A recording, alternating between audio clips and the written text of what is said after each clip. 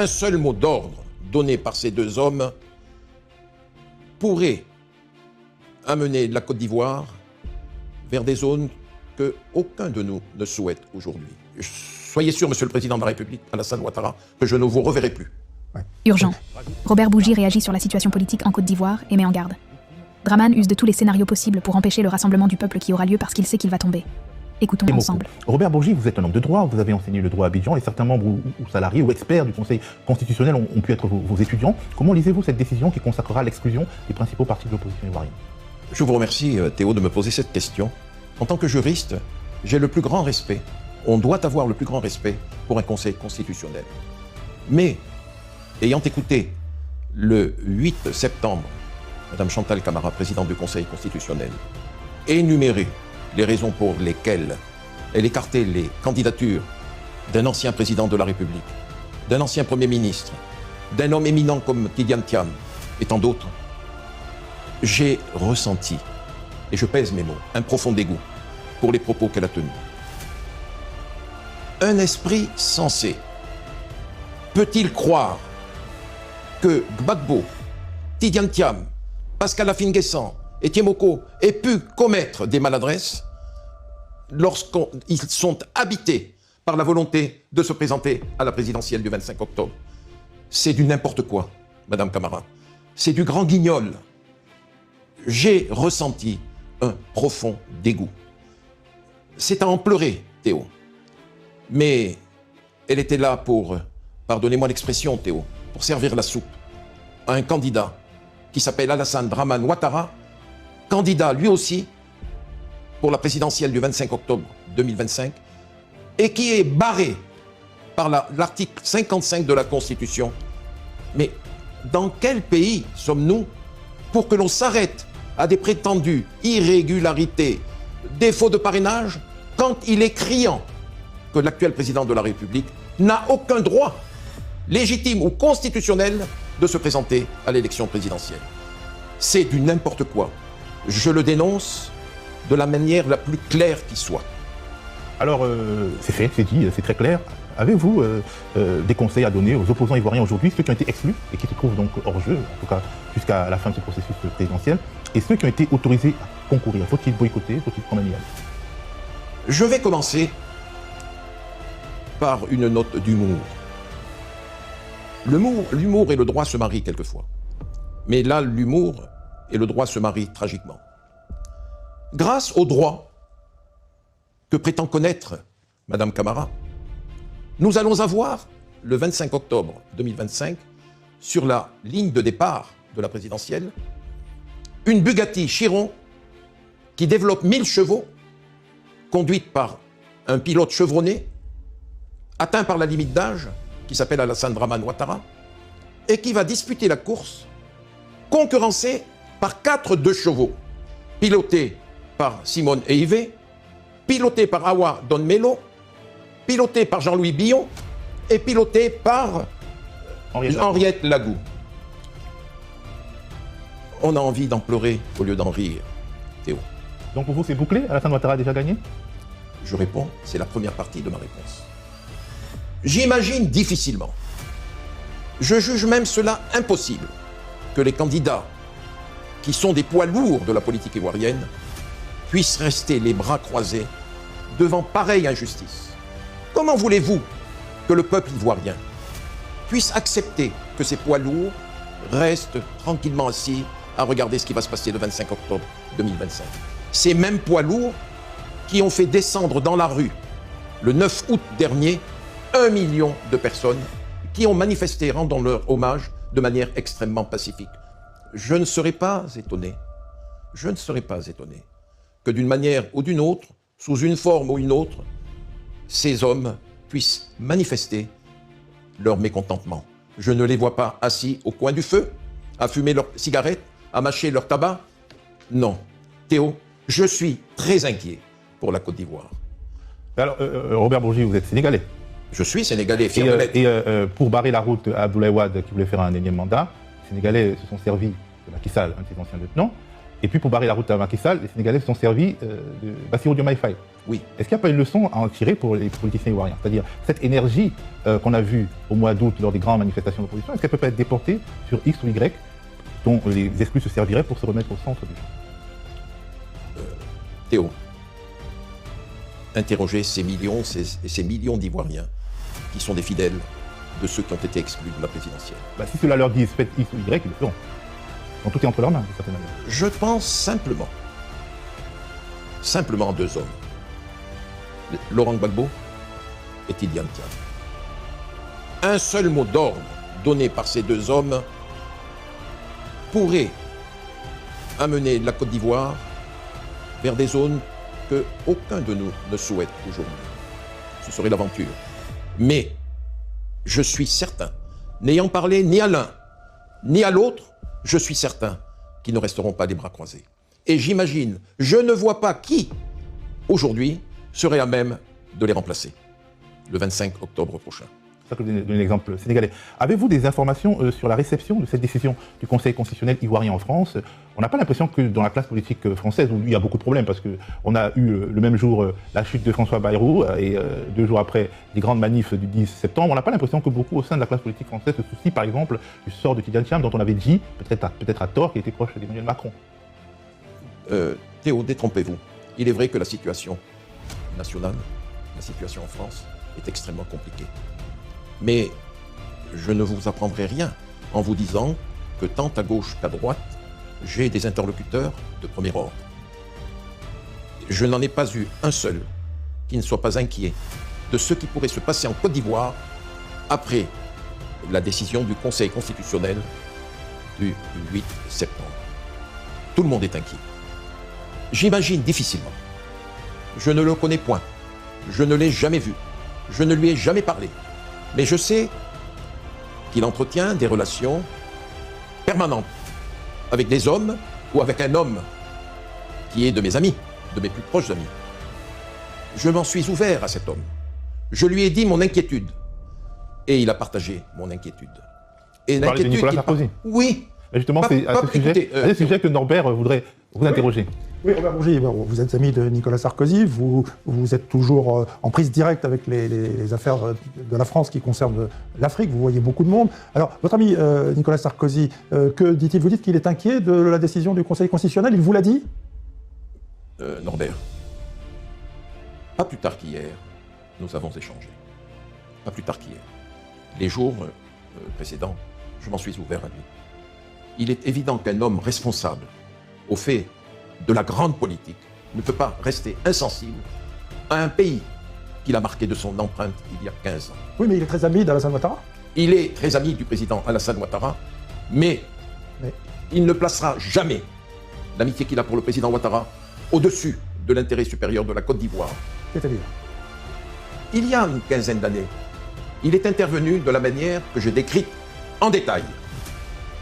Il ne m'a rien dit, mais je sais remplacer les points de suspension lorsque je parle avec le président Sarkozy. Il n'agira pas aujourd'hui de la même façon. Et si Nicolas Sarkozy n'agira pas de la même façon, j'imagine difficilement un de ses successeurs agir autrement. Tout le monde est inquiet, Norbert. En réalité, ils n'ont pas besoin d'agir, puisque le fait est qu'Alassane Ouattara est là, il a le pouvoir, donc ne pas agir, c'est l'aider. Ils ne vont pas quand même le renverser. Théo, 1, il n'y a plus d'armée française en Côte d'Ivoire. Donc, attention. 2, si erreur il y a eu dans le passé, d'un côté comme de l'autre, elles ne se renouvelleront pas.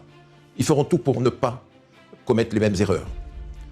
Et Laurent Gbagbo a mûri, a réfléchi, a amplifié sa sagesse, et le président Sarkozy sait ce qui a été bon et ce qui a été mauvais. Et le monde a changé en 15 ans. Aujourd'hui, on est à l'écoute de ce que pense la jeunesse. On est à l'écoute de ce que pense la population de la Côte d'Ivoire. Et Théo, de la même manière que vous, que Norbert et que moi, nous nous intéressons à ce qui se passe dans le monde, vous n'allez pas me dire que ces millions de jeunes qui sont aux côtés de Laurent Gbagbo, de Tidjane Thiam, n'ont pas médité ce qui s'est passé en Tunisie, ce qui s'est passé en Libye, ce qui s'est passé en Égypte, ce qui vient de se passer récemment au Népal. Nous sommes à l'époque de l'instantanéité de l'information, Théo. Tout cela, j'échange au moins une centaine de fois par jour avec des gens de Côte d'Ivoire, avec des Ivoiriens de France. Et ce qu'ils me disent nourrissent mon inquiétude. Et l'inquiétude qui est nette en moi, je ne la garde pas pour moi, Théo. Je la diffuse intramuros, c'est-à-dire en France. Et mes interlocuteurs partagent mon inquiétude. Et il y a des dizaines de milliers de Français en Côte d'Ivoire. Il y a des intérêts énormes en Côte d'Ivoire. Et un homme comme le président Hollande est à l'écoute. Un homme comme Mélenchon est à l'écoute. Un homme comme M. Lecornu, le nouveau Premier ministre, est à l'écoute. Un homme comme le président Sarkozy est à l'écoute. Et encore plus le président de la République française.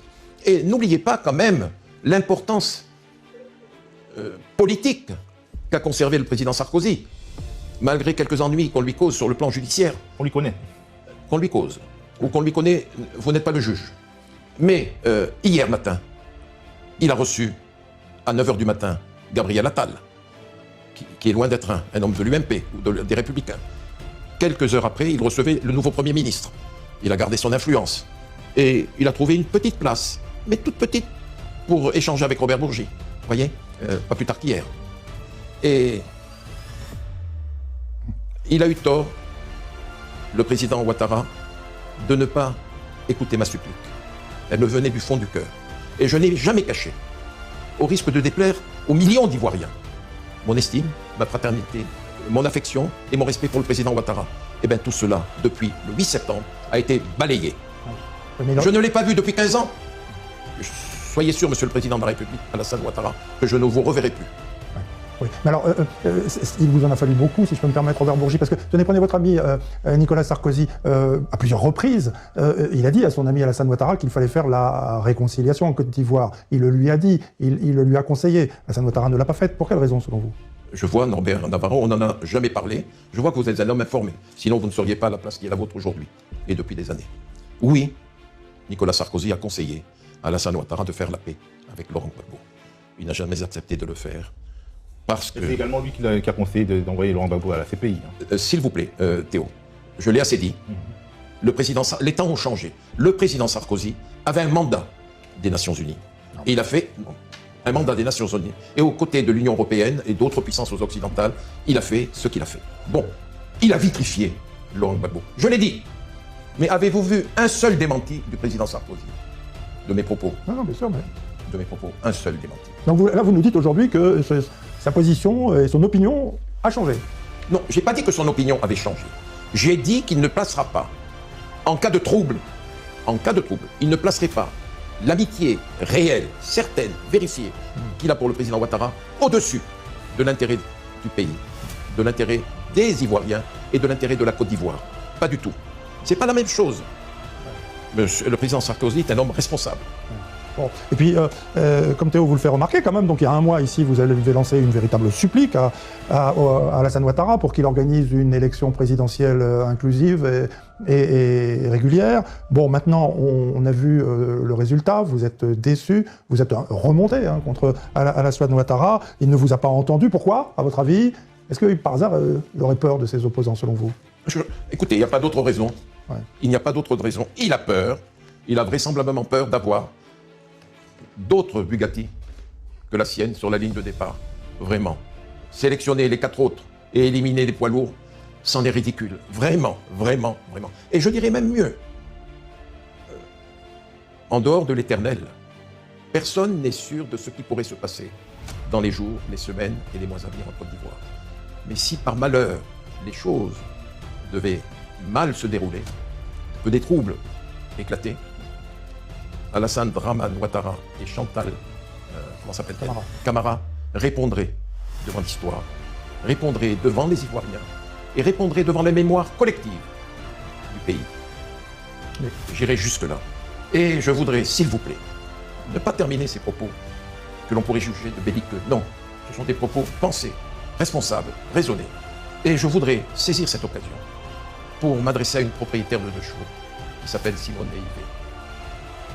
J'ai eu des contacts qui m'honoraient avec Simone, au temps où elle était la première dame de Côte d'Ivoire. J'ai vu sa gloire et j'ai vu sa tristesse, son triste sort lorsqu'assise sur le bord du lit, bousculée, le 11 dépoitraillée, avril 2011. le cuir chevelu déchiré, Comment peut-elle oublier? Comment, Simone, peux-tu avoir oublié cette image qui fend le cœur de millions et de millions d'Ivoiriens? Et que lui reprochez-vous? D'avoir chanté la gloriole du Conseil constitutionnel qui venait de piétiner, de bafouer les droits les plus élémentaires de son ex-mari, de l'ancien président de la République de Côte d'Ivoire, de Pascal Affi-N'Guessan, de Tidjane Thiam. Et je lui dis, Simone, tu as été l'icône de la jeunesse et des femmes en Côte d'Ivoire. Redeviens vite ce que tu as été, c'est-à-dire une combattante de la liberté. Retrouve tes compagnons de route et renonce à être candidate, s'il te plaît. S'il te plaît, j'ai regardé ces derniers jours des dizaines et des dizaines de TikTok où les garçons et les filles pleuraient maman Simone, ne comprenaient pas la gloriole prononcée par elle du Conseil constitutionnel. Je ne sais pas. Ressaisis-toi, Simone. Robert Bourgi, vous parlez du 11 avril 2011, mais on peut également parler du 17 juin 2021, où Laurent Gbagbo retrouvant cette femme qui avait donc été dépoitraillée et les cheveux coupés, arrachés, l'a humiliée. On peut dire que c'est match nul et se dire qu'on peut jeter la rancune à la rivière et finalement que Laurent peut retrouver Simone et l'aider à devenir présidente. Non, j'ai une chose à... Théo, je suis surpris d'ailleurs que vous réagissiez comme cela. Il y a des scènes... Théo n'est pas le seul en Afrique à réagir comme ça. Doucement, doucement. Quand il s'agit de l'intérêt supérieur du pays, on oublie les histoires. On peut retourner cet argument Non, et le dire à Laurent Gbagbo. on doit oublier les histoires de famille. Dans les deux sens. Non, Oui. on peut oublier les histoires de famille. Est-ce que vous... Si Gbagbo soutient Simone, elle peut gagner. Puisque c'est Gbagbo. Jamais. J'imagine difficilement, Théo, vous voulez me faire dire quelque chose que je vais dire. Oui. Ils feront tout pour être candidats. Je les imagine difficilement, je vous dis, restant dans un fauteuil, se croisant les bras. Non. Ça ne serait plus que Gbagbo. Mais il serait candidat par procuration, via un proxy. C'est très intéressant. Vous pensez qu'il n'y aura pas d'élection présidentielle le 25 octobre prochain? S'il y a des troubles, il n'y en aura pas. Ah oui. S'il y a des troubles. Parce que, Norbert Navarro, si vous m'avez invité, si j'ai accepté, c'est pour vous tenir le langage qui a toujours été le mien, le langage cash, comme disent les jeunes. Si j'ai prononcé cette phrase tragique, que Dramane Ouattara, Alassane Dramane Ouattara et Chantal Camara répondront devant l'histoire, c'est que je pressens, je sens, j'imagine. Et je les vois venir, mes troubles, si jamais on continuait à écarter ces hommes de la présidence. Alors, notre premier entretien, Robert Bourgi, a eu un certain écho, parce que là, vous parlez de troubles. Et je vous demande, est-ce que ce premier entretien et les prises de parole que vous avez eues ont permis de nouer le dialogue entre certains acteurs? Et à votre avis, qui pourrait avoir l'autorité morale nécessaire pour engager un ultime dialogue? Parce qu'on peut difficilement se résoudre à une nouvelle crise. Peut-être que, dans une sorte d'ultime grâce, la Côte d'Ivoire peut être épargnée. Comment? Votre question illustre magistralement la sagesse africaine. Un de mes interlocuteurs, hier, qui a joué un rôle éminent dans ce pays, qui n'est pas le président Sarkozy, m'a dit, tu vois, Robert, dans ce qui manque aujourd'hui en Afrique, je lui dis quoi? Il dit, c'est un sage, un doyen, comme le fut Omar Bongo Ondimba. Ah, si Papa Omar était encore de ce monde, je pense qu'il serait intervenu pour demander à son fils, Alassane Dramane Ouattara, de revenir à de meilleurs sentiments et de revenir à un esprit démocratique. Aujourd'hui, il n'y a plus de doyens, hélas. Pardon, mais Alassane Ouattara a 83 ans. Vous pensez qu'il n'a pas les réflexes d'un bon chef africain? Vous S'il le avait reprochez les quoi? réflexes d'un bon chef africain, il aurait réagi, à ma supplique, et il n'aurait pas fait en sorte de faire pression sur Mme Camara pour prononcer l'exclusion des poids lourds de la politique ivoirienne. Mais alors pourquoi le fait-il, à votre avis? Quelles sont les raisons qui le Son poussent? goût immodéré pour le pouvoir absolu. Ouattara ne veut pas partager. Il veut le pouvoir. Et c'est tout. Je ne me suis pas adressé simplement à Norbert Navarro, à Alassane Ouattara.